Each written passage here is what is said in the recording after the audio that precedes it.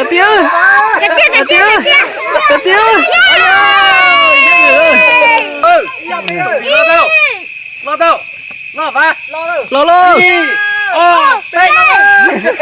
Ôi ơi, đã chưa rồi. Hai ba. Cà tía. Cà tía. Cà tía. Cà tía. Cà tía. Cà tía. Cà tía. Cà tía. Cà tía. Tao đi nó. Ơi, tao đi suy ấp bên rồi. Suy ấp bên rồi. Thôi, không đừng suy ấp bên mà nên đặt cái lâu rồi. Y, o, bê, lâu rồi. Rồi, coi ơi.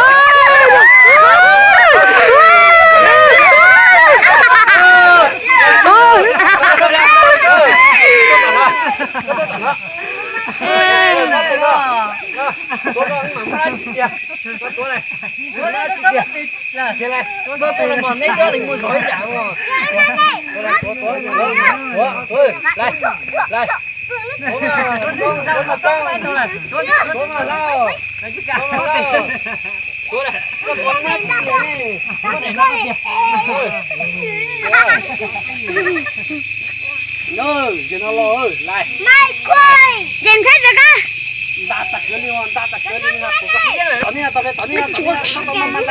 Sao tao mang mạng đây?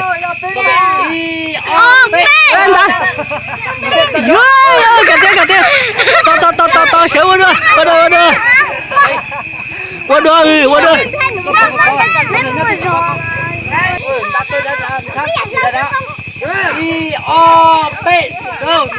Cà tía hai bác. Ô, công mới rõ tính kìa. Mình ta thật sự. Chú gọi play con chú kìa. Nó thành ra tiêu. Y o b. Cà tía hai ba. Cà tía hai ba. Lên. Hai ba. Ôi ơi.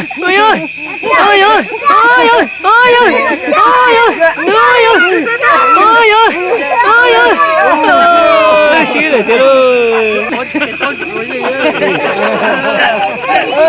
Tụi mày gì đấy? Tụi lo rồi. Đâu bay vần rồi. Tụi mày gì rồi? Rồi nó giờ vần thứ ba rồi. Vần thứ ba đấy.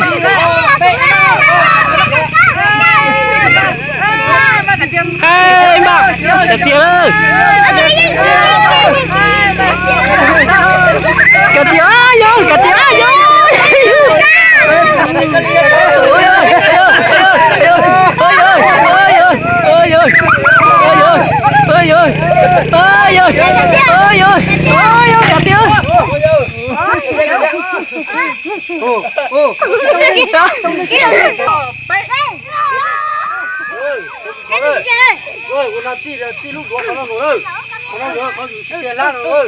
Ta sổ lên nữa.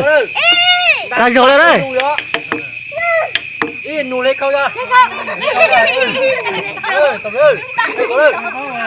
Y o b. Lâu rồi. Cái đi nụ.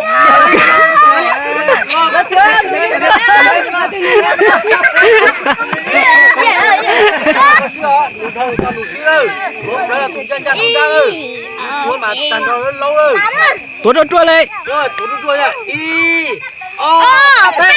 Đã thiệt cơ.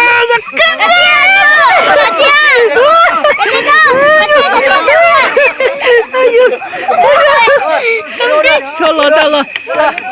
Chị tao tí. Chị tao tí qua rồi. Công tao đầu hú đây, công chỉ một tên là chị tao đầu hú đây. Mà công tao xưa mà một thôi. Y